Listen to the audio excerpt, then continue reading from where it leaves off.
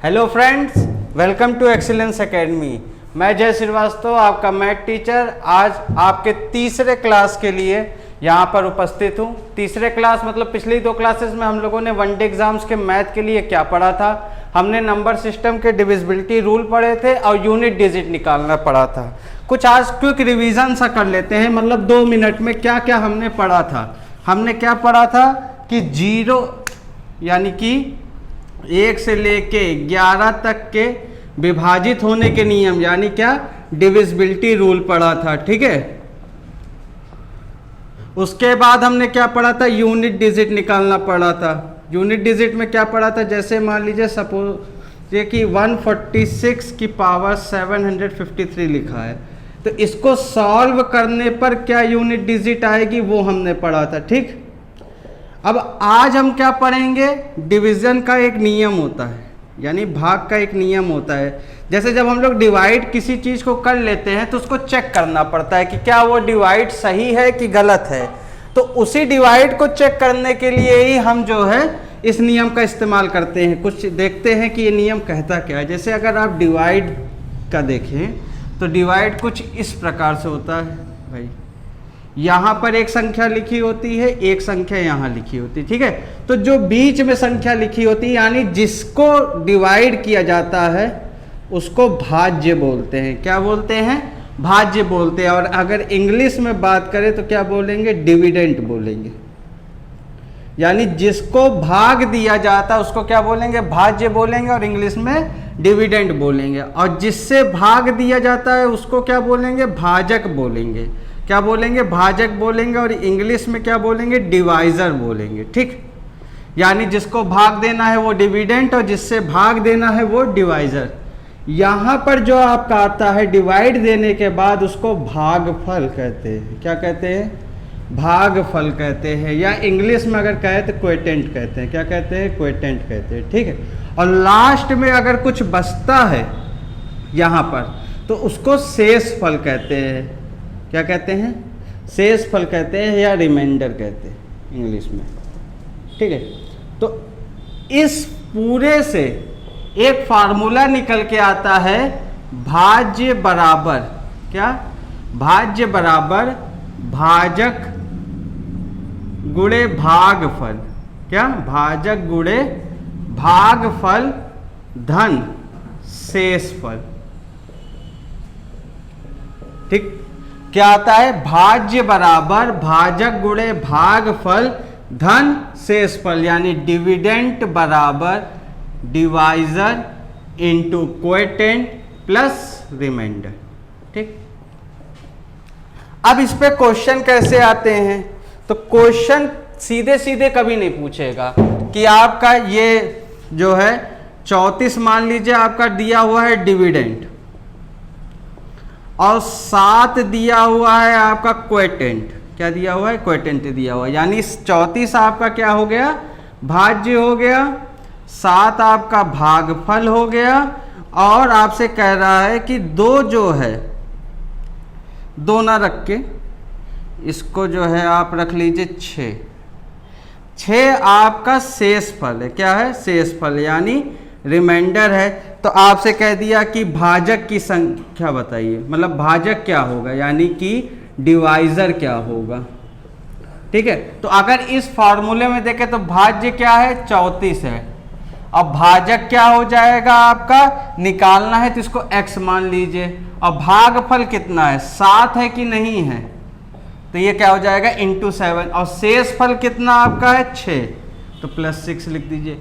अब क्या करेंगे, हमें x की वैल्यू निकालनी है, तो इस 6 को पहले इधर ले जाइए, तो ये माइनस हो जाएगा कि नहीं हो जाएगा, तो 34 में से 6 जाएगा तो 28 बचेगा। कितना बचेगा, 28 बचेगा।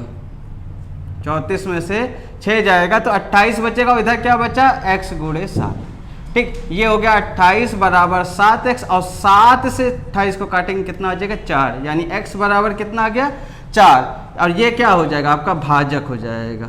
ठीक, तो इस प्रकार से इस फॉर्मूले का यूज करके, जैसे इस फॉर्मूले में क्या होता है कि कभी कभी एक चीज नहीं मेंशन की रहती है और कभी कभी 2 चीजें। जब एक चीज नहीं मेंशन की रहेगी, मतलब नहीं दी रहेगी और वही निकालना रहेगा, तो हम पे एक इक्वेशन बनेगी। लेकिन अगर कभी दो चीजें नहीं दी गई हैं और हमको उनकी वैल्यू बतानी है, मान लीजिए सपोज कीजिए हमको ना भागफल पता है और ना भाजक पता है, क्या ना भागफल है ना भाजक है, तो ऐसी कंडीशन में हमारे पास दो इक्वेशन आएंगी। कितनी इक्वेशन आएंगी? दो इक्वेशन आएंगी, और दोनों इक्वेशनों को सॉल्व करके हम आंसर की तरफ जाएंगे। जैसे एक क्वेश्चन अगर हम बात करें तो कहता है कि भाग के एक प्रश्न में, क्या भाग के एक प्रश्न में भाजक, क्या भाजक जो है वो भागफल का 10 गुना है, यानी भाजक भागफल का 10 गुना है। ये तो पहला लाइन हो गया, ठीक। उसके बाद क्या कह रहा है कि शेष फल का 5 गुना है। यही भाजक जो है वो शेष फल का 5 गुना है। कितना गुना है? 5 गुना है, ठीक है। और लास्ट में कहता है कि यदि शेष फल 46 है, कितना है? यदि शेष फल 46 है तो भाज्य का मान बताएं। किसका मान बताना है? भाज्य का। देखिए, आप भाजक का मतलब डिवाइजर से रख लीजिए, भागफल का मतलब कोएटेंट से रख लीजिए, उसके बाद शेष फल का मतलब रिमाइंडर से, और भाज्य का मतलब डिविडेंड से, ठीक है। तो अगर ध्यान से देखें तो हमको सिर्फ और सिर्फ शेषफल दिया है, ना भाजक दिया है ना भागफल दिया है, ठीक है। और उसके बाद हमसे पूछा क्या है? भाज्य पूछा है। तो हमारे पास फॉर्मूला क्या होता था? भाज्य बराबर भाजक गुणे भागफल और प्लस शेषफल, ठीक। अब हमें भाज्य निकालने के लिए भाई इन तीनों चीजों की जरूरत पड़ेगी कि नहीं पड़ेगी? तो उस चीज को हम यहां से निकाल लेंगे। देखिए, पहली लाइन क्या कह रहा है कि भाजक भागफल का 10 गुना है, और दूसरी लाइन कह रहा है कि जो भाजक है वो शेष फल का 5 गुना, यानी भाजक बराबर 5 गुणे शेष फल होगा कि नहीं होगा? भाई जहां गुना होता है वहां हम गुणा करते हैं कि नहीं करते हैं? और शेष फल की वैल्यू दी हुई है 46, तो 5 गुणे 46 यानी कि कितना आ जाएगा? 230 आ जाएगा। आपका भाजक का मान आ गया कि नहीं आ गया? 230। और इसी चीज को अब हम किस में अप्लाई करेंगे? इस वाली इक्वेशन में अप्लाई करेंगे। जैसे क्या कह रहा है कि जो भाजक है, क्या है? जो भाजक है वो आपके भागफल का 10 गुना है, तो 10 गुणे भागफल हो जाएगा। और हमको भागफल निकालना है, और भाजक कितना है? 230 है, रख दीजिए। तो 230 बराबर 10 गुणे भागफल, और 0 से 0 काट देंगे तो भागफल बराबर कितना आ जाएगा? 23। अब इस इक्वेशन को देखिए, भाज्य बराबर क्या है? भाजक गुणे भागफल प्लस शेष फल है ना। तो अब हमको सारी चीजें मिल गई। देखिए, भाजक कितना है? 230, भागफल कितना है? 23, और शेष फल कितना है? 46, यानी कि 230 गुणे 23 प्लस 46 करके इसका आंसर निकाला जा सकता है। अब आप लोग इसका आंसर निकाल के या कमेंट बॉक्स में बताइएगा कि इसका आंसर कितना आता है, ठीक है। अब बात करते हैं अगले क्वेश्चन की, या इसी क्वेश्चन को अगर एक बार और देखें तो क्वेश्चन हमारा कह रहा था कि जो भाजक है वो भागफल का 10 गुना है, और वही भाजक शेष फल का 5 गुना है। ये तो भाई दो इक्वेशन बोल दी, और शेष फल कितना दिया है? 46 दिया है। और पूछा क्या था हमसे? भाज्य पूछा था ना।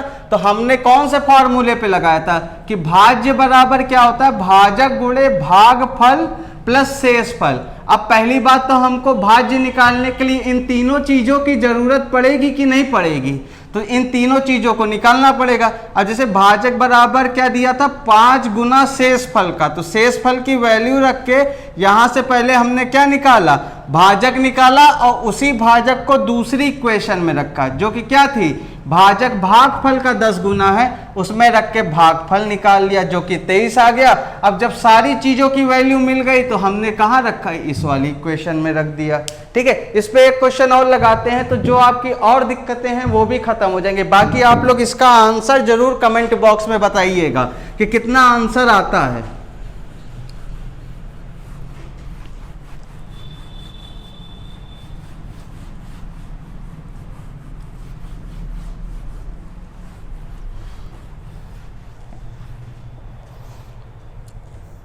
अब अगर अगले प्रश्न की बात करें तो लिखा है भाग के एक प्रश्न में शेषफल 0 है। शेषफल कितना है,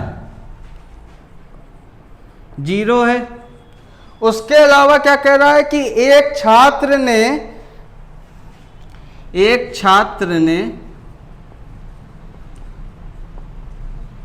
भाजक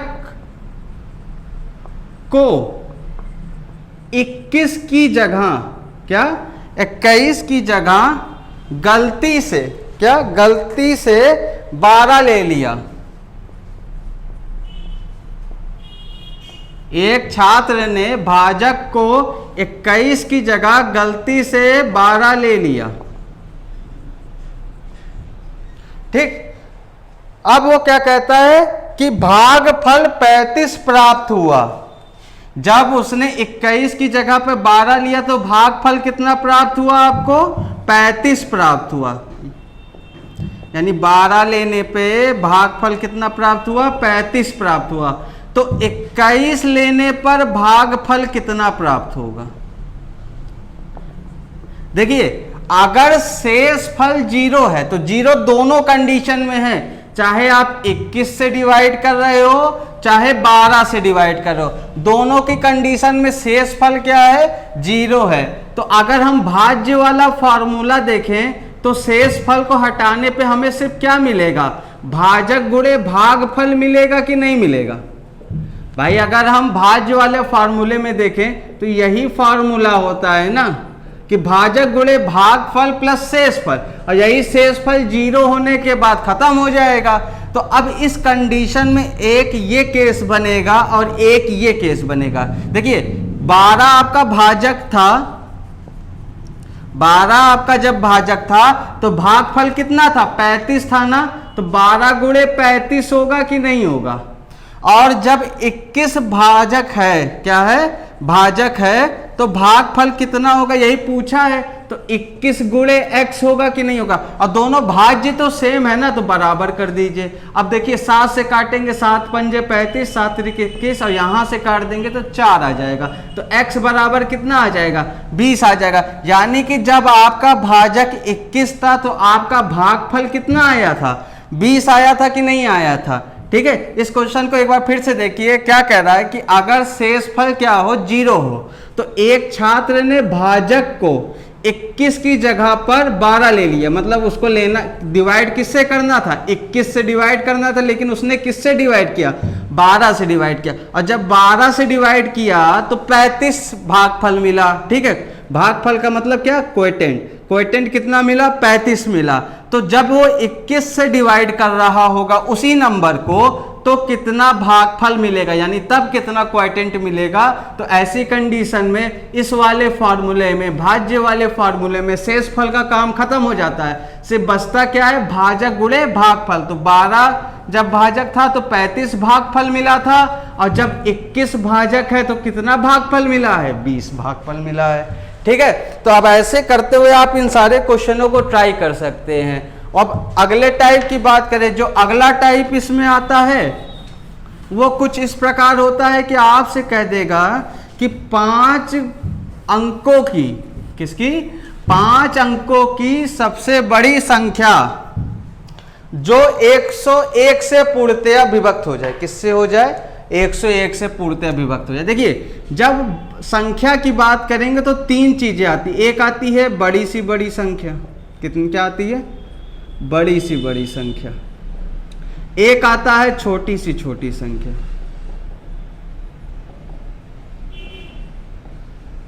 और एक आएगा समीप, यानी निकट, यानी नियरेस्ट।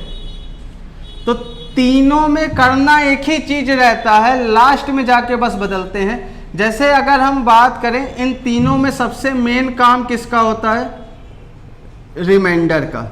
अगर हमारा शेष फल जो आए वो सही रहे तो हमारे तीनों आंसर सही होंगे। देखिए अगर एक बात करें बड़ी सी बड़ी संख्या की, पहला किसकी बात करते हैं, बड़ी सी बड़ी संख्या। मान लीजिए हमने कहा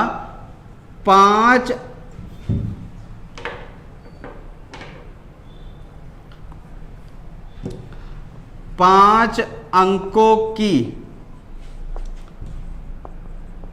बड़ी सी बड़ी संख्या जो, ठीक है, एक एग्जांपल के लिए 40 से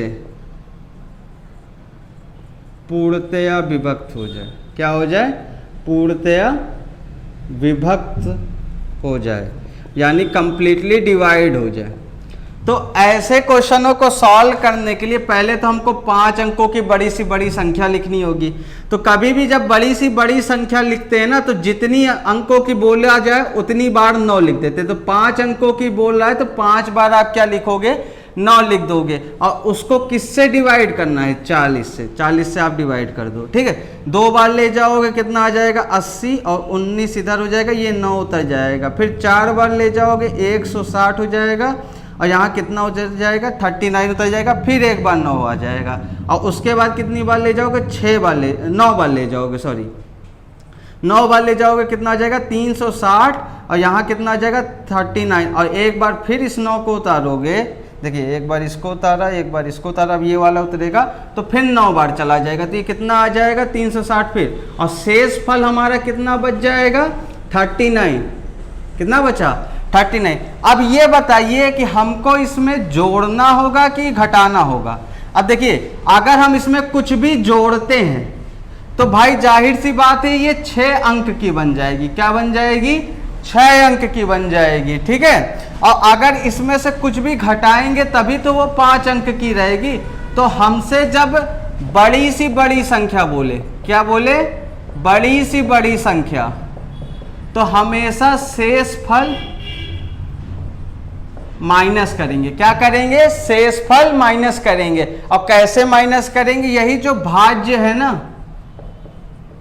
भाज्य में से सीधे शेषफल घटा देते हैं। क्या करते हैं, भाज्य में से सीधे शेषफल घटा देंगे। तो भाज्य हमारा क्या था, 5 बार 9 था, और उसमें से 39 को अगर हम घटा दें जो कि हमारा शेषफल था, तो हमारे पास क्या आ जाएगा, 99,960।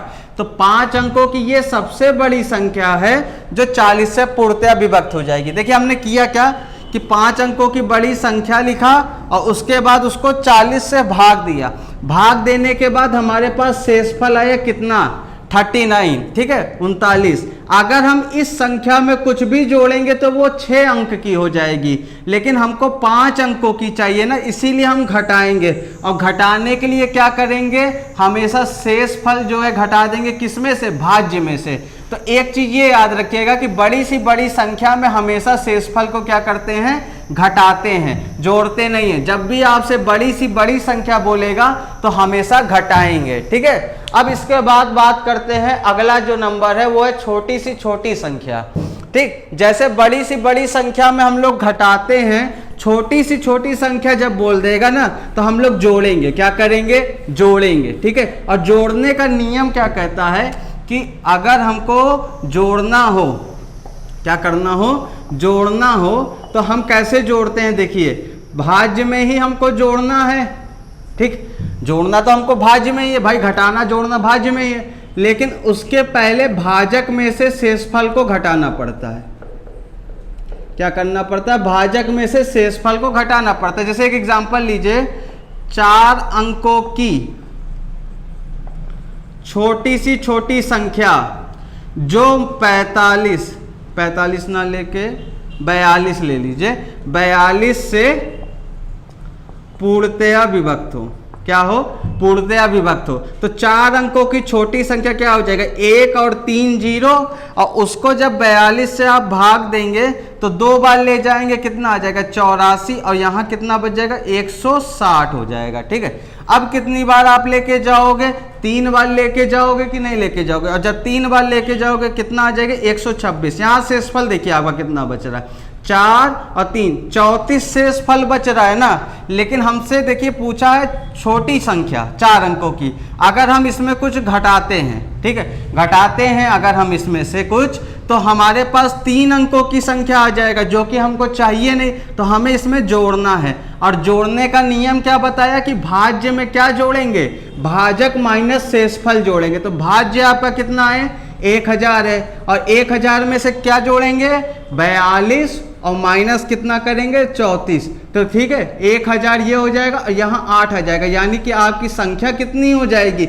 1008 हो जाएगी। तो 1008 4 अंकों की वह छोटी सी छोटी संख्या है जो 42 से क्या हो जाए, पूर्णतया विभक्त हो जाए। ठीक है, अभी तक हमने किसकी किसकी बात की, बड़ी संख्या की बात की, छोटी संख्या की बात की। अब हमारे पास एक चीज और बचती है, वो है निकटतम, यानी कि नियरेस्ट संख्या। अब नियरेस्ट कैसे पूछता है, देखिए नियरेस्ट में आप जोड़ भी सकते हैं और घटा भी सकते हैं, वो डिपेंड करता है हमारे शेषफल पे। किस पे, शेषफल पे। देखिए अगर शेषफल, याद रखिए शेषफल अगर भाजक, शेषफल अगर भाजक के आधे से ज्यादा हो, क्या हो, आधे से ज्यादा हो, या फिर भाजक के आधे से कम हो। ठीक है, 2 कंडीशन बनती हैं। ठीक है, क्या, एक भाजक के आधे से ज्यादा हो या एक भाजक के आधे से कम हो। अगर भाजक के आधे से ज्यादा होगा, ठीक है, क्या हो, आधे से ज्यादा होगा, तो हम जोड़ेंगे, क्या करेंगे, जोड़ेंगे। ठीक है, और अगर भाजक के आधे से कम होगा तब हम क्या करेंगे, घटा देंगे। क्या करेंगे, घटा देंगे। जोड़ने और घटाने का नियम हमने पहले बताया था। जैसे सपोज कीजिए हमने लिखा 45,634, ठीक, क्या लिखा, 45,634 के समीप कौन सी संख्या, क्या, 45,634 के समीप कौन सी संख्या 25 से, किससे, 25 से पूर्णतया विभक्त होगी। ठीक है, अब इसको सॉल्व करना हमको, क्या है, 45,634 के समीप कौन सी संख्या 25 से पूर्णतया विभक्त होगी। तो जब इसको सॉल्व करने की बारी आएगी तो काम हमको वही करना है। क्या करना है, पहले इस 45,634 को 25 से क्या करना पड़ेगा, भाग देना पड़ेगा। ठीक है, जब आप इसको भाग दोगे तो एक बार ले जाओगे भाई 25 आ जाएगा, 20 शेषफल आ जाएगा, 6 उतर जाएगा।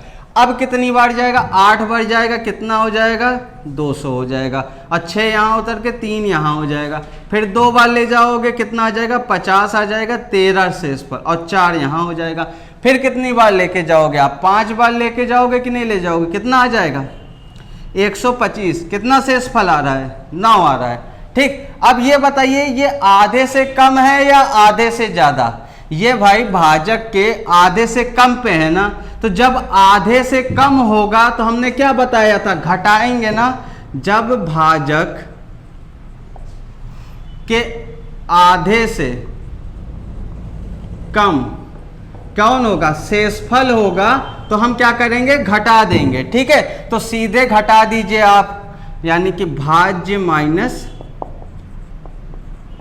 शेषफल, ये क्या हो जाएगा आपका 45,634 माइनस 9। इसको जब आप करोगे तो कितना आ जाएगा, 45,625 आंसर आ जाएगा कि नहीं, इसका आ जाएगा। यानी कि ये वो संख्या है इसके सबसे नियरेस्ट में जो किससे विभाजित हो जाए, पूरी तरीके से 25 से हो जाए। अच्छा सपोज कीजिए यही जो शेषफल है आपका 9 ना आके 19 आता, 19 आता, तो ये आधे से ज्यादा हो जाता, तब हम जोड़ने वाला नियम लगाते। और जोड़ने वाला नियम क्या था कि भाज्य में क्या जुड़ता है, भाजक माइनस शेषफल जुड़ता है। ठीक है, तो आधे से कम पे घटाएंगे और आधे से ज्यादा पे जोड़ेंगे। ठीक है, और अगर मान लीजिए ये आधे पे ही अटक गया, तब आप चाहे जोड़िए चाहे घटाइए, आंसर सेम आना है।